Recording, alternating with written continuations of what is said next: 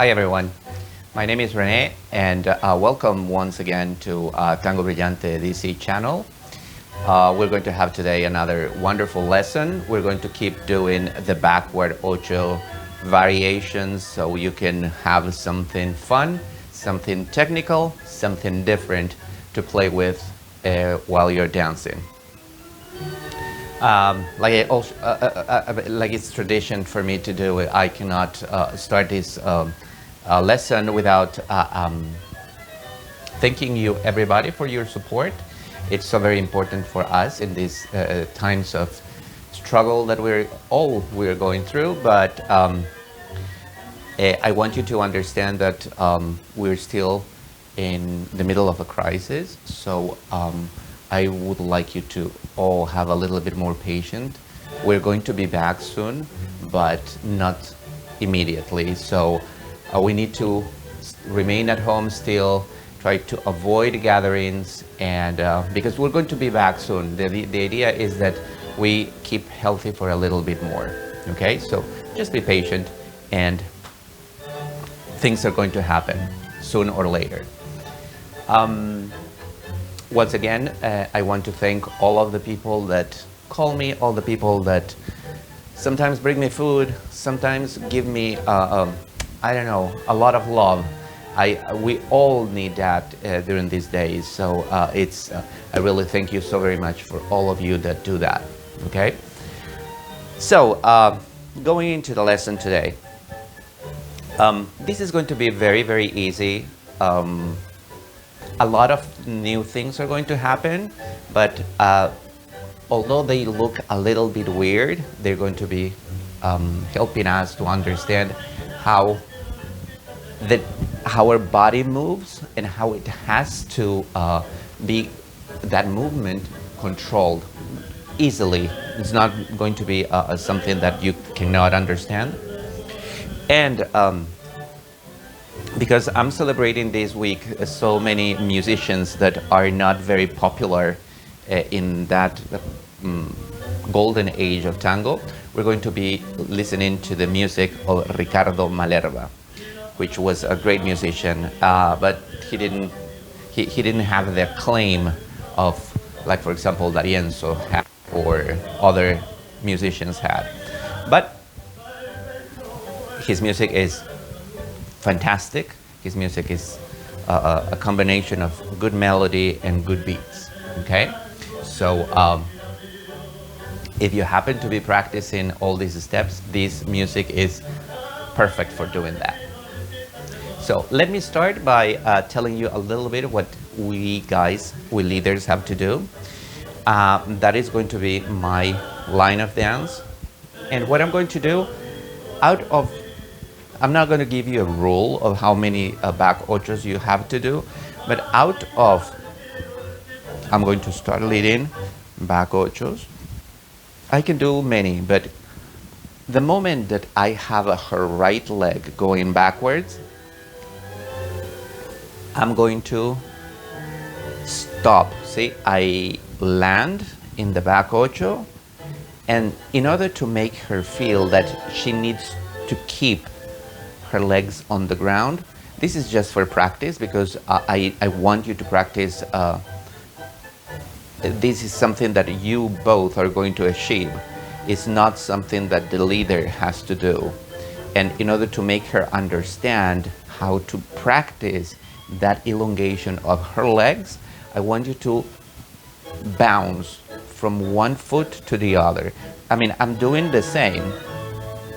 My weight is shifting from my right foot to my left, okay? And at some point, you're going to feel like, her legs are connected on the ground. So you're going to slowly transfer her weight to her left foot. You're going to catch her foot behind, and you're going to invite to move that foot forward, okay? That movement of moving her, we're actually doing a barrida. We're sweeping her foot. If you have a broom, you have to mimic what the broom does with your foot. And that to me is a little bit like a movement of when you're playing soccer, you're moving, you're going to kick the ball, and it's like that. Boom. So if you happen to have played soccer at some point in your life, you're going to realize that, oh yes, I remember that movement. If you have never played soccer, I want you to imagine how your foot is going like a broom. Okay, so I'm going to do that again from the very beginning. I take a side step, I start leading back ochos. I'm going to do a few, and after this, see how I'm like bouncing? I'm holding her. I'm going to try to, I'm going to explain this with the sticks later, but that foot has to go behind her foot. You're crossing that foot behind her, okay? And for now, after that one, she's going to switch her weight to that right foot, and from there, we're going to pivot her back into the line of that, and we're going to keep going 3 of the basic. 3, 4, 5, 6, 7, and 8. Okay? And in order to go with the music, see, the music is very clear. Ricardo Malerba has this, just like Juan D'Arienzo, just like Rodolfo Biaggi, he has this very nice staccato. So it's very easy to read the beat of the music. Let me show you. As usual, this is the right leg, this is the left leg.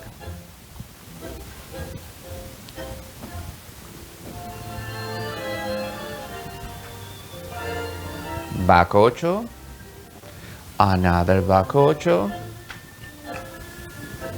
and in the next one, see how I'm going to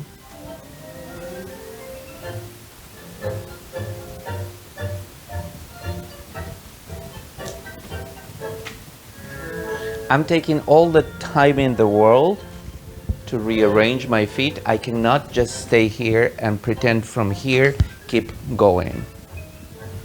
I'm creating the space for my feet, and then I disconnect her feet.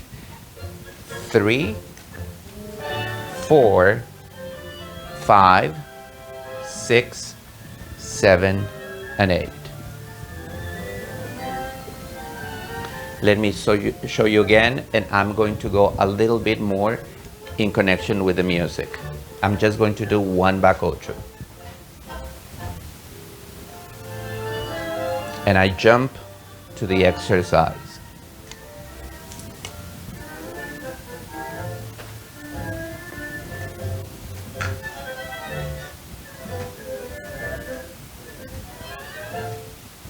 Let me show you from the other perspective, other side.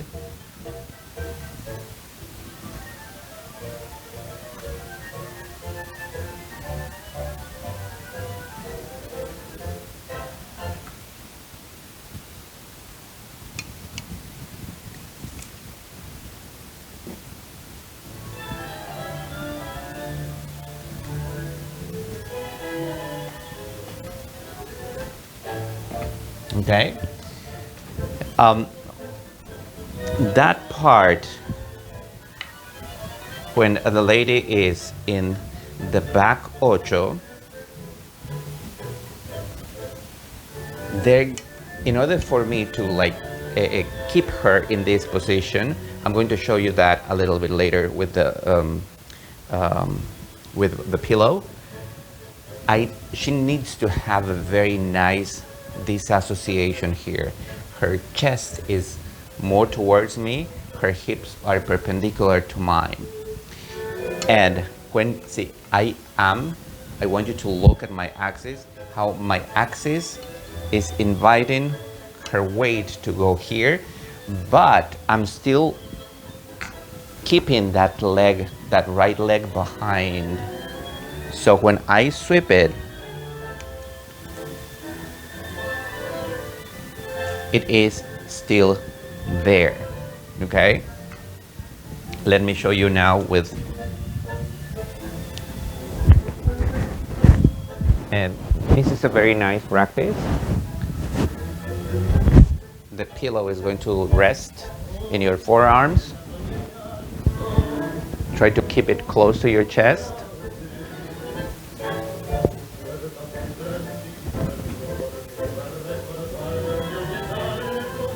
This is helping me to understand how to move my torso.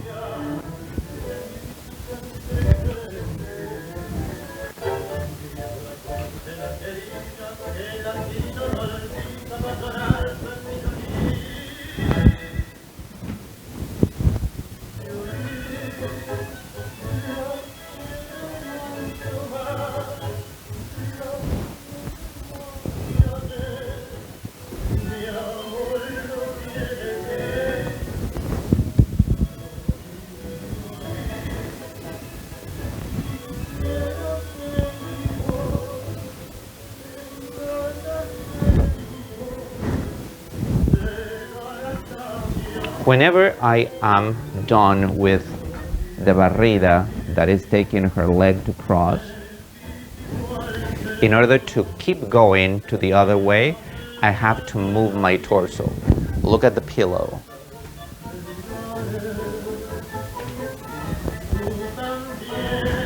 It's like my chest is telling her we're going to take that direction. If you fail to do that with your chest and you pretend that the lady is going to understand just because you're trying to use your arm, that is going to feel awkward. See, it's like I'm going to just do it with my arm. That's how it looks. If I use my core, my whole body, let's say we're here, once again, look at my shoulders in this case. Everything is moving together.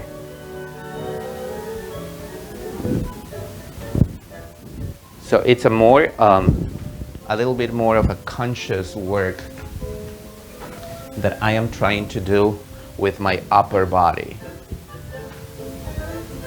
Like this.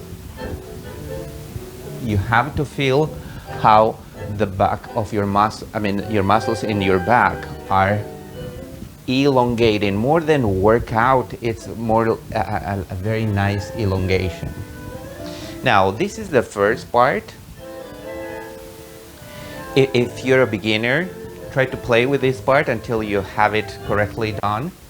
If you're not a beginner, try to see, after that barrida, we have a lot of options. And I'm going to play with two of them because this is a very simple exercise. I'm going to go 1 ocho, 2 ochos. I play this. If you're good, and if you happen to practice this with your dance partner, and you manage to, in just 1 back ocho, keep her safe here, and immediately after that, do the barrida, that's perfect. You don't have to, like I said earlier, this bouncing that I'm doing before I do the barrida is just for practice. But if you're good at this point, you don't have to do the bouncing part. Now, after I have the crossing here, instead of just going and finish 3, 4, 5, I'm generating this cross, and then I have this leg free. What can we do with that leg free? Look at my eyebrows. So what I'm going to do is immediately, see, look at my shoulders. My shoulders move a little bit, so I'm releasing this leg. And right after that, I'm going to start spinning. creating a calecita that is completely different than the other calecitas because her left leg is forward. I'm going to, of course, ladies, you're not going to be doing this like the sticks. You have a joint, so we're going to look at that later on. But I'm not going to just do the calecita. At some point, I'm going to stop, and before I keep going, I'm going to create a gancho, and then, only then, I'm going to keep walking. Now, it's very interesting that I am placing so many things together, but there is a technicality how to make that very clear for our dance partner. So, back ocho. Immediately after this. Now, like I said earlier, see, I'm going to move my chest first, so she disconnects this leg, okay? And I'm going to lower a little bit after that, so she doesn't step with that foot. She's going to, because I'm lowering, her right knee is going to bend a little bit, and her left leg is going to elongate, kind of like what I'm doing with her leg is going to go as far as she can, because she's thinking that we're going to probably go that way, but then I'm going to start spinning, so that leg is very nice and, you know, elongated, ready to do what we're doing, ready to dance. So after this, look the way I'm walking. I'm not going to walk on my side around her. I'm going to move a little bit here. I'm going to move my hip, my left hip behind me, and I'm going to start in a very disassociated way. I start walking backwards.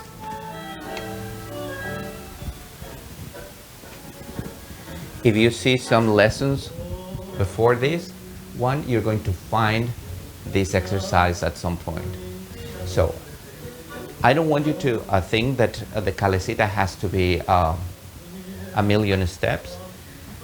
Let's say I finish, I play with this leg, I make that leg go long, and look how many steps I'm going to make. 1, 2, 3, 4, and I'm ready to keep going.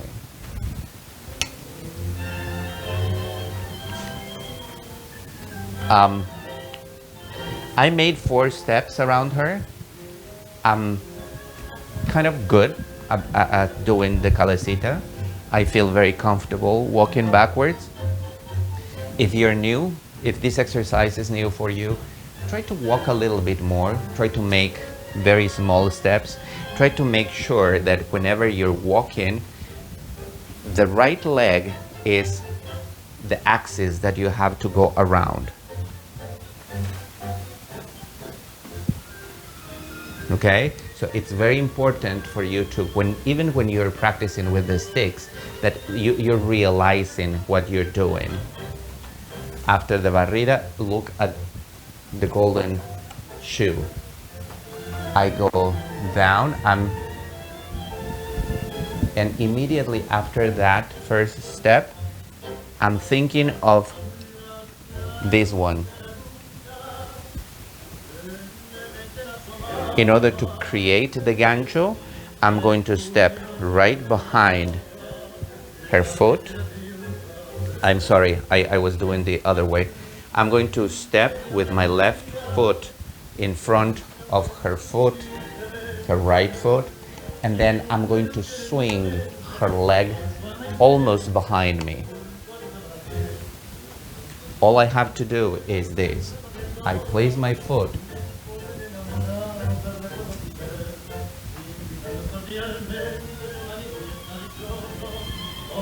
look how much of movement there is in my legs.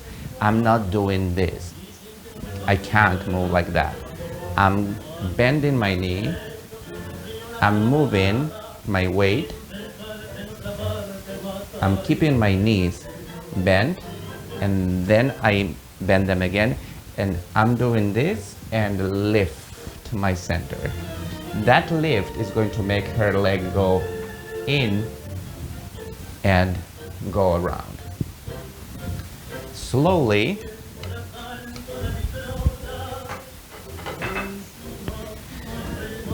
I know that this is like a lot of information, but when you're doing that gancho, this is called a gancho, right? So in order to do that gancho, what is happening, at first I am in this position. I place my foot closer in front of her foot. The inner part of my knee is trying to go towards her leg. Kind of like imagine that the inner part of your knee is searching for the inner part of her knee. And after that, you move your body. Look how I'm moving my right side. And then I create that switch of weight. Now, when that leg is arriving, look, slowly you have to have this feeling. The more you create space here, the better she's going to do that gancho. If you just do this like this, the gancho is going to happen, but it's going to be like a very rough movement. Allow that in and out. See, when I'm doing that in, look at my foot. I'm lifting my heel and I'm bending the knee. What I call kind of like the just beat it movement, like Michael Jackson used to do. So when I do that and I bend with that knee a little bit bent, I switch my weight. I'm creating a little bit of an impulse that ladies are going to use to do something else. You're inviting them to do something interesting. And at the end, I'm going to do from the barrida, I lift, I go down. Here you can play a little bit to make sure that she's keeping her leg completely elongated. After the celesita that you do, swing a little bit that leg, and then she does the gancho. We're going to do the same salida. Oop, I'm in the wrong side. 3, 4, 5, 6, 7, and 8. Let me do that again with a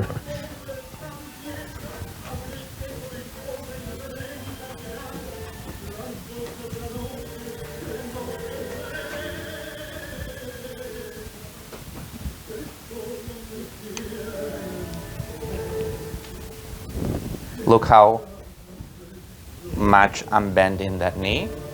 I switch my weight. I can even go a little bit. See, I can navigate to create a little bit more of an impulse. I bring this leg behind her in another back ocho, and I finish 3, 4, 5, 6, 7, 8. That for you leaders is a lot that you're doing, and not so much a lot in the terms like that you're going to be like breaking your head trying to do this exercise. It's actually you're making your dance partner do a lot of fun things. Whenever I do this with somebody that I am dancing for the first time, you know, I can hear that they're telling me, oh my God, that was so cool. And sometimes they dare to ask me, can you do that again? Because it's so much fun. So I can tell you that it's a little bit difficult to understand all the things that we're doing, but when you get them, that it's not that, after you practice a little bit, you're going to realize that it's not as difficult as you thought, and you're going to be having a lot of fun, okay? So, things that I want you to remember when you're doing this exercise. All the time, make your dance partner feel very comfortable about it. So if she's not understanding no matter which part of the exercise, if she's not understanding, quit. And keep walking a little bit, try something else, something that is very simple that she knows, back ochos, and then try it again. Making everything clear with your upper body is what I am aiming to. So make sure that when you're going to lead, whatever you're leading, it's clear that the energy is coming from your core. The more you practice that, the easier it's going to be for the follower to read what you're doing. So for now, I want you not to forget that when you're practicing, practice with a pillow. Train your body to, if you want to invite somebody to go from from point A to point B, lead with your core, kind of like with your tummy. When you think about moving your torso, whenever I'm asking you to use your torso to move, think of your belly button. You have to move your belly button, but not move the belly button like this. It's just a rotation that you're doing. When you're doing that rotation, you're using the muscles the right muscles, let's put it this way, the muscles in your core, which is actually the best way to remain in your axis. If you try to move your feet from your feet, you're going to forget what it feels like to make the wonderful disassociation. Okay? And that disassociation, the part when we do that disassociation very clear is when we're walking backwards. And when we're going to do the gancho.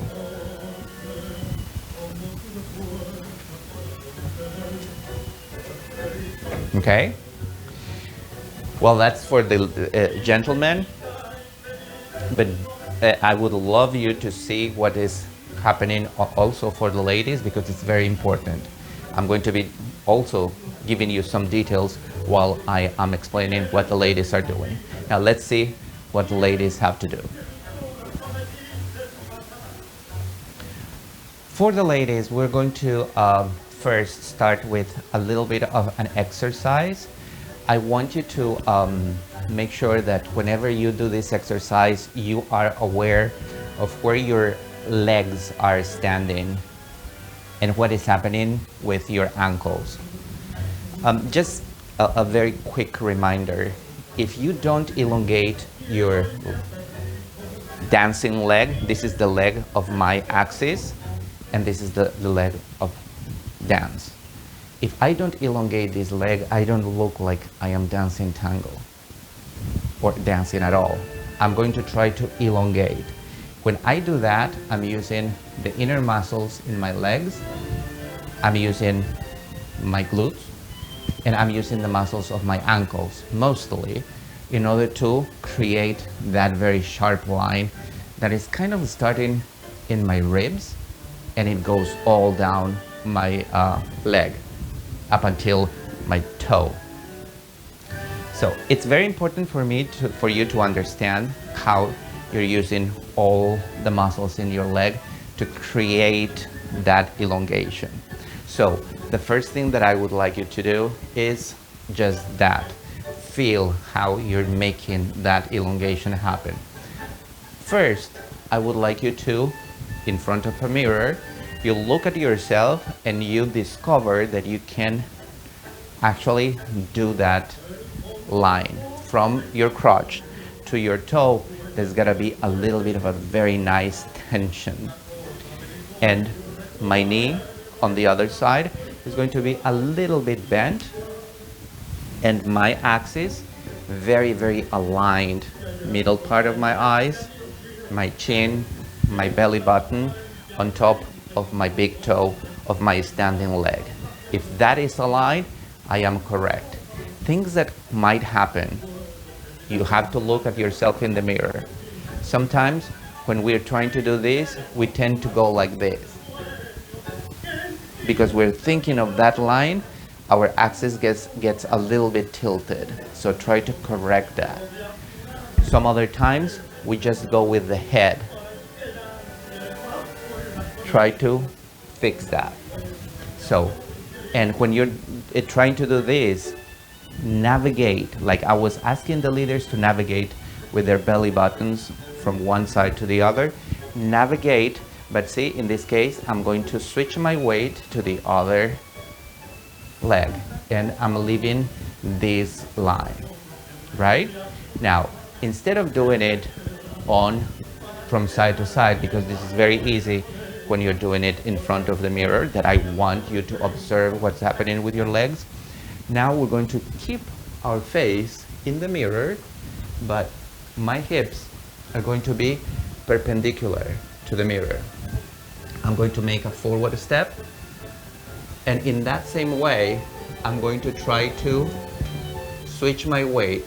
Look how I'm elongating this leg, but my whole body is aligned on this side. It's a little bit more difficult because your balance is going to be a little bit affected. Look how my foot, my standing foot, is like switching in order to control my weight. When that happens, that means that your muscles are taking care of your balance.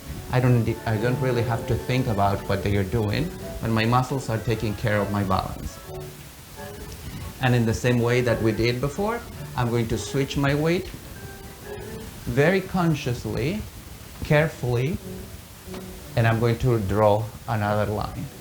I have to go all the way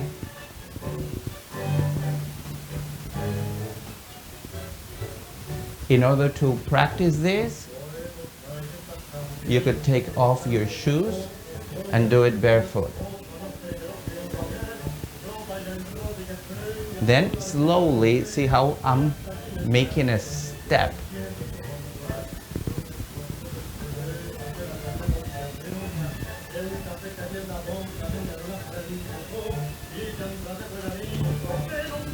Okay, that is going to give you a little bit of that.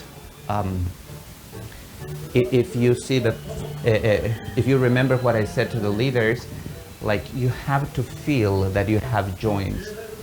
You cannot go like this. A bouncing step is bouncing your core from back forward because you're using the joint of your hip to absorb that impact. Okay, it's not that I am moving my hip just by itself. I'm moving my center. And that movement goes perfect with the music. Look how I'm going to do. I'm going to take 2 back ochos. 1.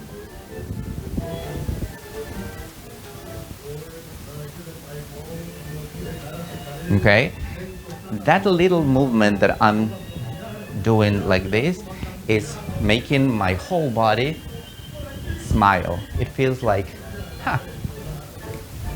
I feel like a kid again. Like I'm not controlling. If I go like this, I feel too serious. Like I'm taking everything tense.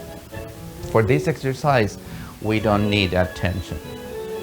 So, after you practice these little things, it is going to be a lot easier to understand what I'm going to do now. What we're going to do now. I'm going to do it from that side so you can see. At first, the leader is taking you back ochos. If you do back ochos correctly, your hips are going all the time perpendicular to the chest of the leader. I rotate. My chest is with the leader. My hips are not, are perpendicular. At some point, the leader is going to stop, and I'm going to move a little bit here. So he's going to stop when you're going back, and he's going to bounce forward and back, just like we were practicing.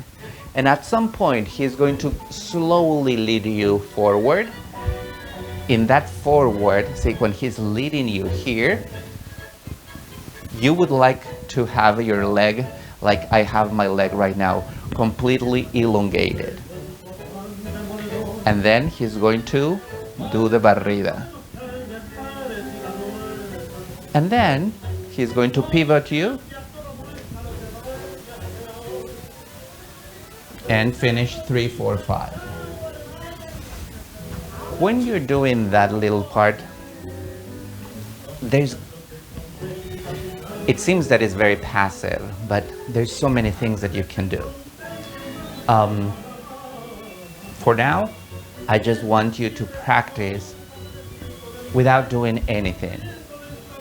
Try to understand how your elongation is going. I'm going to do it again in front of you. So, back ocho, back ocho.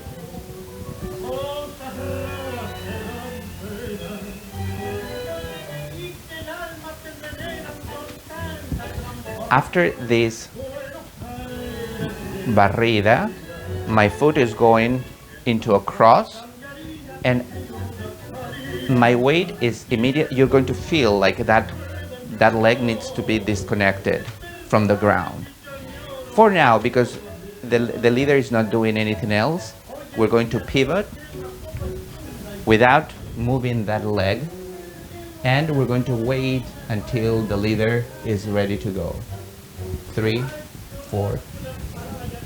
When you do this little part, make sure that don't move your foot is here, but it's not with weight, the left foot. You're just holding the foot here. And when you feel the pivot, don't uncross automatically. Wait. When you feel that the leader is going to be walking forward, you're going to feel the pressure in your chest, provided that you are in the right position. So when you feel that pressure, you can do the embellishment. Look at my feet. 1, 2, 3, 4, 5, 6, 7, and 8. That's a very elegant way of moving your body. In this, of course, it's not something that you're going to do it by just, deciding when to do it.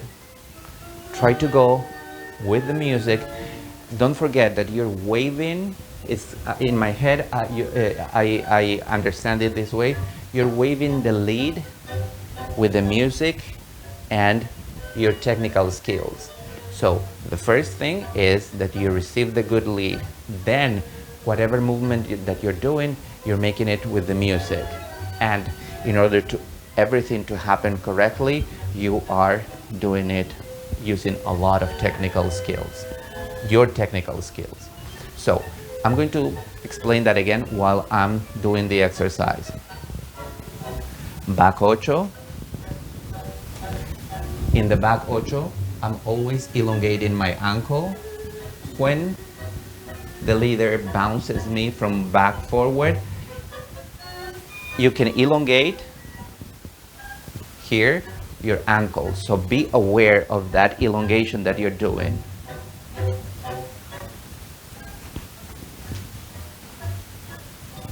At this point, try not to bend your knees that much, because then you don't feel that elongation of your legs. And it's going to look a little bit like this if you elongate. And you're not going to be able to feel what your hips, the joints of your hips have to be doing. So if you practice this slow, you can actually stretch a little bit better. When you have that, relax the joints of your hips and then start moving a little bit off the floor, but respecting where you're going. When I move even like 1 centimeter every side that I'm going, I feel like I can elongate more. I'm not moving too much, but that little bit of elongation makes my leg look a little bit longer. What does that mean? That my posture, my body feels larger. It's clear where I'm going. So I want you to develop that ability to elongate your body, okay? Now, right after that is happening,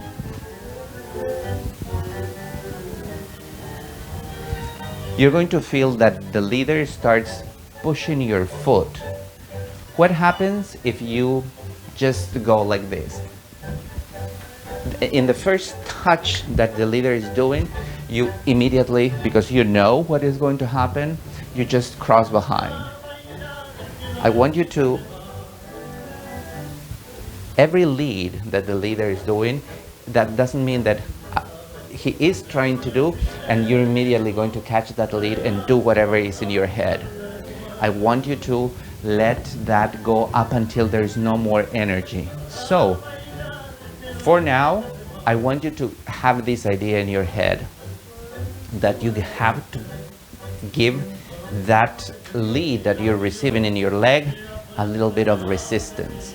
So, and that resistance is coming from my core. See, the leader changes my weight forward and then he starts pushing, and I'm going to like resist that lead from my core, my tummy. And when I feel that he's going, my whole leg is coming straight. If you do it by yourself, you're going to bend that knee. But if you give the leader a little bit of a resistance, that leg is going to come as one piece. And that is the correct way of doing this. So, and right after that, all you have to do, you're going to feel how he's lifting this leg off the ground.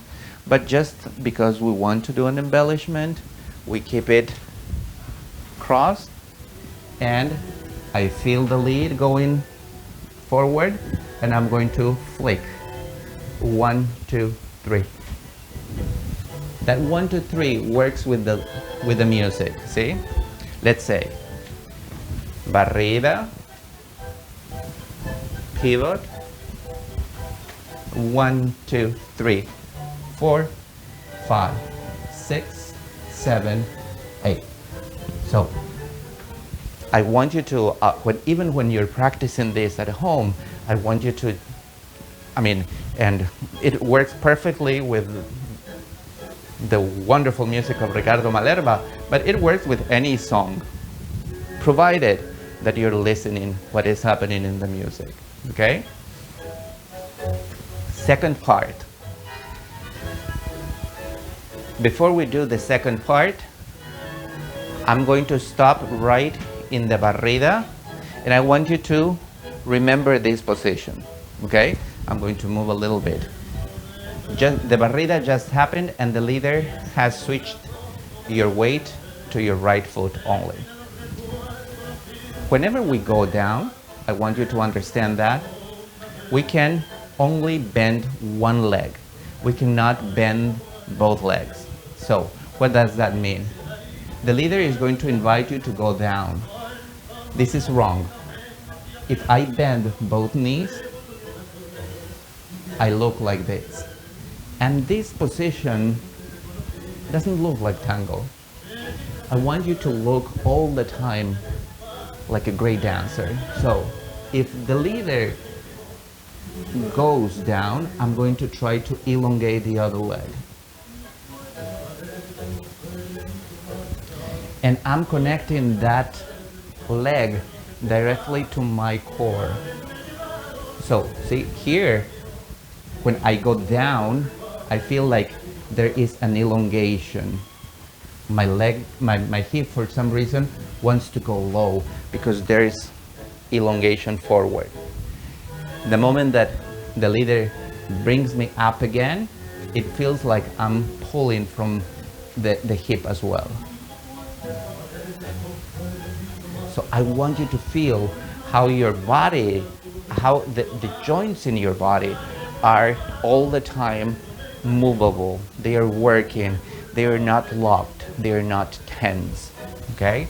So, in order to have a little idea of that, I want you to cross behind. You're going to switch your weight to your right foot. And after this, see, you're going to go with that foot in front of you. Low, we raise. And help, like low hip. And then when you're going up, you cannot go any longer and you can lift the hip.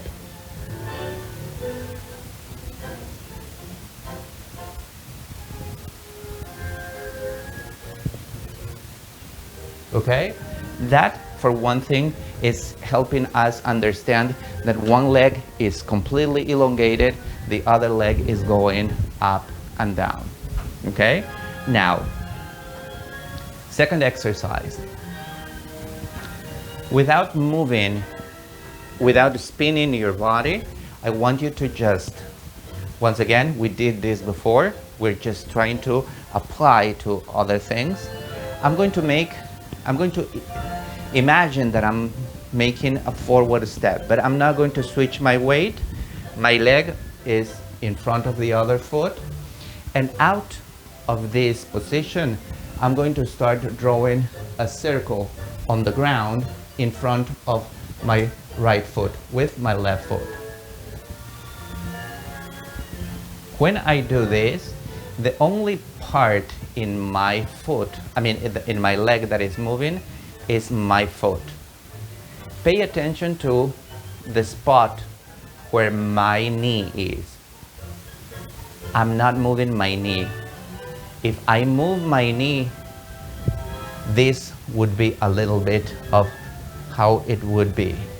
And you can tell that the fact that I'm moving my knee is affecting my whole balance. So if I keep my knee in just one spot, it helps me have a little bit more balance. Now, of course, that embellishment is not going to go with a random speed. The music is going, the speed of the music is going tan tan tan tan tan tan tan tan tan tan tan tan tan. If I put numbers to it, it's going to be 1 2 1 2 1 2. I could do that fast, but because you're learning, I want you to understand everything, but very, very slow. So instead of going to the speed of the music, we're going to only catch the downbeats, the stronger beat. So instead of going ta ta ta ta ta, I'm going ba ba ba 1 2 1 2. So in 2 beats, I'm going to try to complete a full circle. What do I mean? 1 2 1 2 1 2 1 2 1 2. Now slowly you can do this using a chair or using a bar. Try to 1 2. See how I lifted my heel. I'm not going too high. I'm not going to do it like a ballerina. I'm just disconnecting my heel from the ground. Right now my heel is on the floor, but then I raise it. 1 2 1 2 1 2. I count 1 right after I started. 1 2 right before I finish.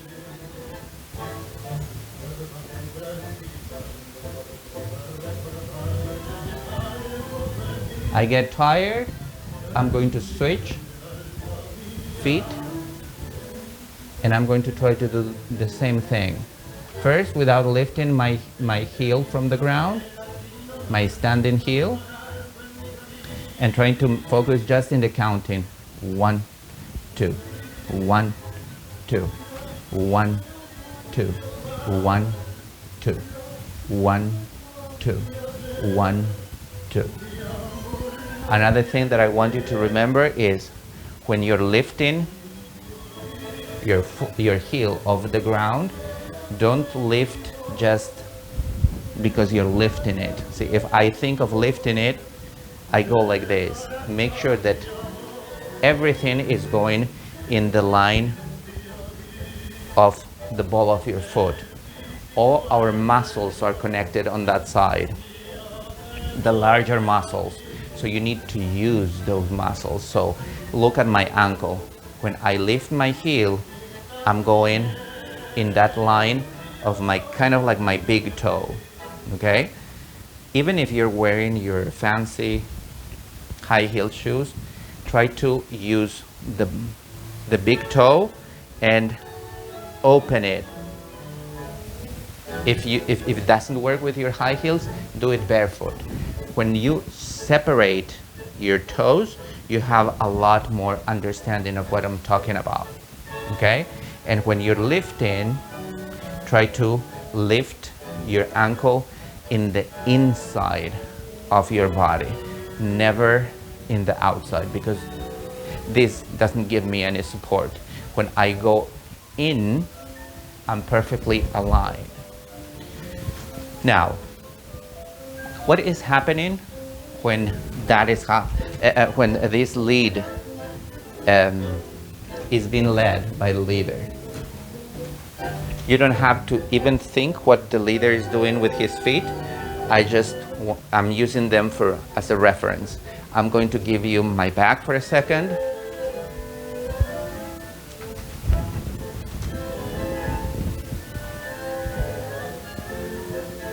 Now, the leader is going to invite you to go switch your weight to your left foot, and he's going to move slowly. Look how that is making my leg completely elongated. He's going to catch that leg and move it forward.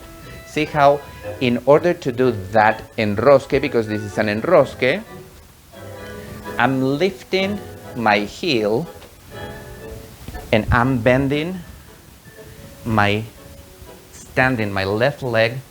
I'm lifting the heel and I'm bending that knee in order to give space for that leg that is coming forward.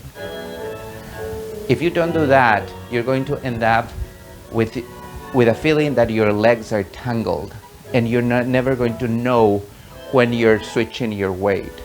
So another important detail when that is happening is to feel your whole right leg as aligned from your ribs up here to your toe is coming as a unit. And see how I bended my knee, lifted my heel. After this, the leader is going to move a little bit sort of behind you, and he's going to pivot, and he's going to keep going 3, 4, 5, 6, 7, 8. So in that pivot, I want you to feel like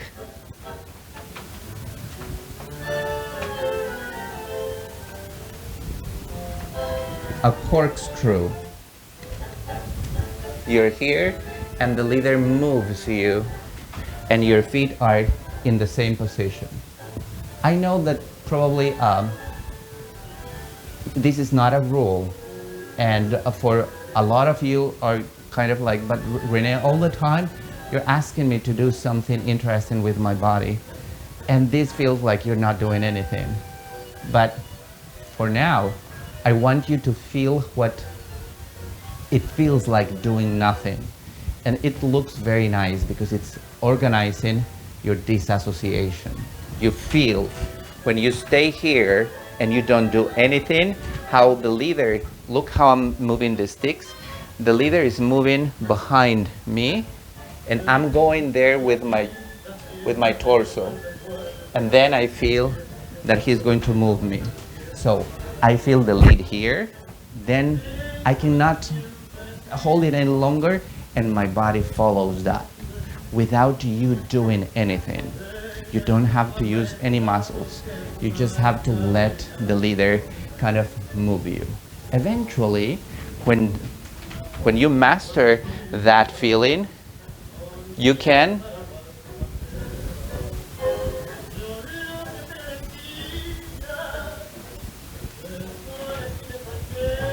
do a lot of things, but the first thing that I want you to feel is that disassociation movement, that you're not even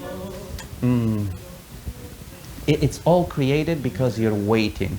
You're allowing the leader to move you. If that happens completely, after that, you can disconnect that leg and keep dancing. But before, if I ask you to move before, you're so very creative that you're going to start doing things that probably are going to distract you from the lead. Up until that point, I want you to be completely connected with the leader. And only then disconnect. For now, we're going to probably change that in the future. Now, that is before the gancho happened. I'm going to go back to the barrida. Here, the leader is making you do an enrosque. He's going to place everything sort of like keep going there. But what he's going to do is disconnect this foot from the crossing. So he's going to move you a little bit, like going to your right side. Immediately that is happening, you have to lift your heel off the ground. So in order to allow pivot, if you don't do that, you have to do that every time that you feel that the leader is pivoting you, especially when you are in a position of disassociation with your hips and his hips. I'm going to move a little bit so you can see what's happening.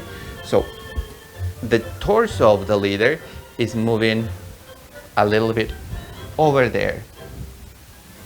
I'm asking the leaders to make sure that you are a little bit ready for that. So they are playing with your leg, and then they are going to bring you down. Like I said earlier, you cannot bend both knees when you're going down. So you want to elongate one leg, and in that part of the swinging, you're going to be doing this. You're not doing that movement just because you're creating the energy to do so. I want you to let the leader move your body. So I'm not doing anything. I'm going to use the pillow as a guidance. So you're here. The leader is moving his torso, and because you're connected to his torso, you are following that, not because you're doing this.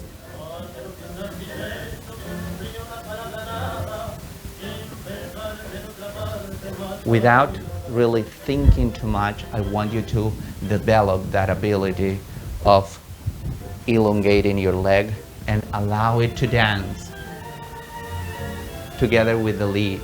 Now, after that happens, see, this is the left leg of the leader, this is the right. He does the enrosque. He's collecting his feet. He's going to take you down and he's going to play.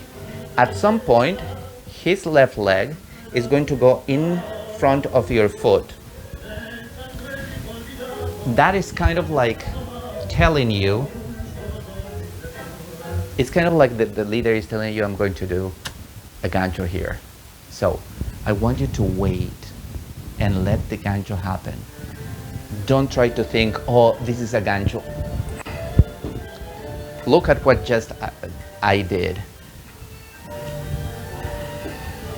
That feels more like a jiu-jitsu kind of movement. and not a tango movement. So in order to make it like look like tango, when he plays his foot in front of your other foot, just enjoy, and you're thinking to yourself, oh, he's going to lead a gancho, so prepare yourself to go take the impulse for that gancho. So instead of thinking his foot is here, I have to do a gancho, go away. Allow that, I mean, the leader is going to lead you to go away, so make sure that that pivot is going all the way to your right side. And then swing your leg. And everything is going to happen by itself. It's hard to show you how the legs of the leaders are behaving because this gentleman and this lady don't have joints, but the leader is bending his knee, so that is going to, when you arrive here, it's going to feel a lot more comfortable. It's like your knee is going to go behind and then behind and forward around. It's going to swing around you. The only part that I want you to control there, don't let your leg go like it doesn't belong to you, because that feels, you know, without control. I want you to do the gancho and then you're caressing the ground. What does that mean? Gancho. I'm going to come back and I'm going to caress the ground. Look how the tip of my shoe remains on the ground. Why am I asking you to do that? Because probably some of you love to kick high in the air. You could, but don't forget that you have to be respectful of the people that are dancing around you. You're not in a performance. You're dancing socially. So if you just swing your leg, you can kick the couple that is dancing here. So make sure that you keep it on the ground, on the ground, on the ground. Now,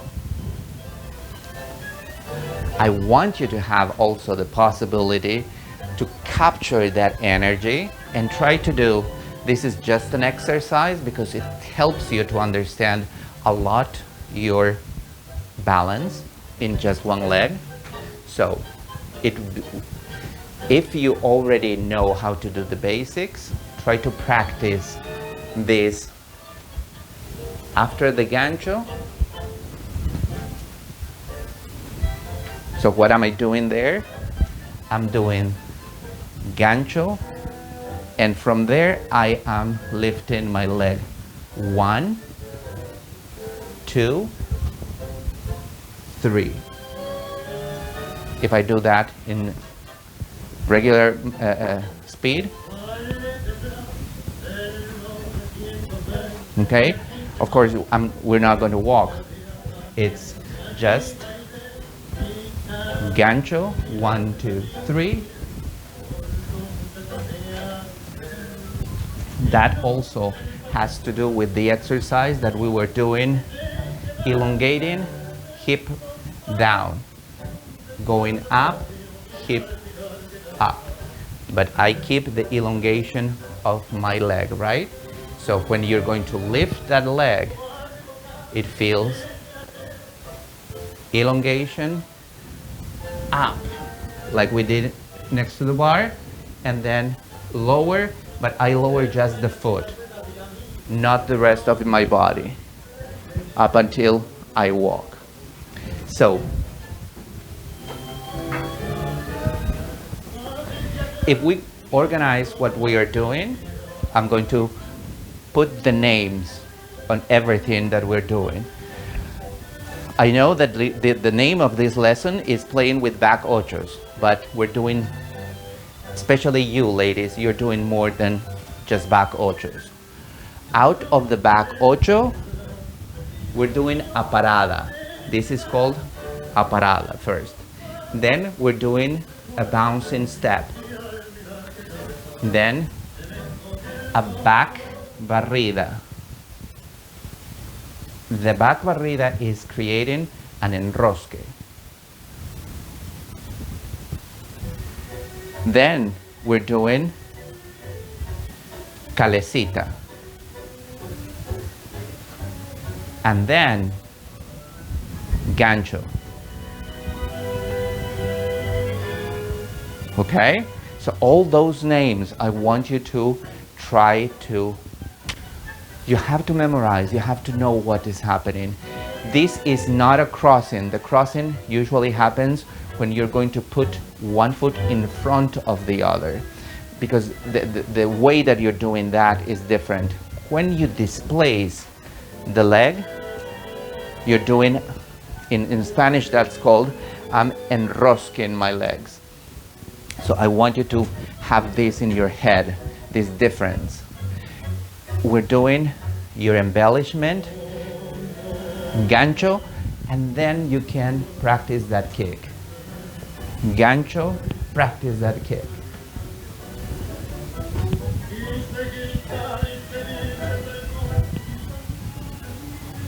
The more you practice this on your own, I have a very good sense of my balance, so I can do it lifting my body up and down without the need of any help. And that only comes because you have to practice. The more you do that exercise that I ask you to do from one foot to the other, and you hold it, see? The better your muscles are being trained to hold you in. At first you're holding 1 second. If you keep doing it, 3 seconds, 4 seconds, 5 seconds, okay? And you know, whenever you're doing this exercise, when you're lifting after this, if you think about that, I'm using 3 seconds. 1, 2, 3. I'm going to do that again. Even faster than that. 1, 2, 3. If I keep spinning. 1, 2, 3. 1, 2, 3. 1, 2, 3.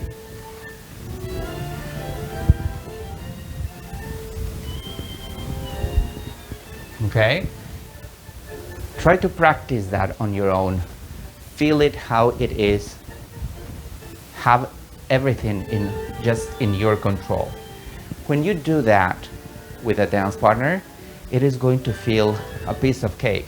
Because the leader, 85% of the time, the leader is holding you. So the leader is always inviting you to be in charge of your balance. So you're taking care, allowing him to taking care of that part of your dance is going to be like, well, I don't have, it's like dancing with a bar holding you all the time. So all these movements are going to end up a lot easier for you. Okay? Well, that would be for the lesson today. I know there's a lot of information here, but it's also very nice and cool information that I hope all of you enjoyed, especially the ladies, because, you know, it's challenging for the gentlemen as well, but you're realizing that out of doing these different little things, your universe of movements that you can do just by yourself that are not led, it's widening. You can tell, and probably you're already thinking, oh, I can add this movement there, or I can put this there. So try to do that. And don't ever forget that whenever I talk about embellishments, I love embellishments, and I want to encourage all the ladies to try their embellishments. However, don't abuse the embellishments. Dancing is dancing and using your embellishments. It has to be something like beautiful, not overloaded with just your own things. If you dance like that, it turns everything about your embellishments. Whenever you're dancing, it's about the connection that you're having with your dance partner, not about my lead or the embellishments of my dance partner. Okay? Well, thank you so very much for coming to this lesson. I hope, once again, I hope you enjoyed it. I hope you apply it. I hope you keep working at home with all these exercises. I just want you to give you the heads up. We have a new episode in our podcast, The Tangling Tangos, that is premiered every Saturday at 6 p.m. We have Ricardo Malerba as our guest musician with a story of a very beautiful and interesting tango. The name is La Piba de los Jazmines, the girl of the jasmines. It's a very interesting story that is connected with other stories. I hope you enjoy the podcast, and please come to the virtual Milonga, the Glen Echo Virtual Milonga, every Sunday at 7:30, and discuss with us all these things that we're talking about in the podcast, all the things that we talk about in the lessons, all the things that are happening in tango. It's so very nice to listen to what you have to say, to see you. It's wonderful to be together. Well, thank you so very much. And the virtual Milonga is about to happen in a few minutes, so make sure that you log in, and I will see you there.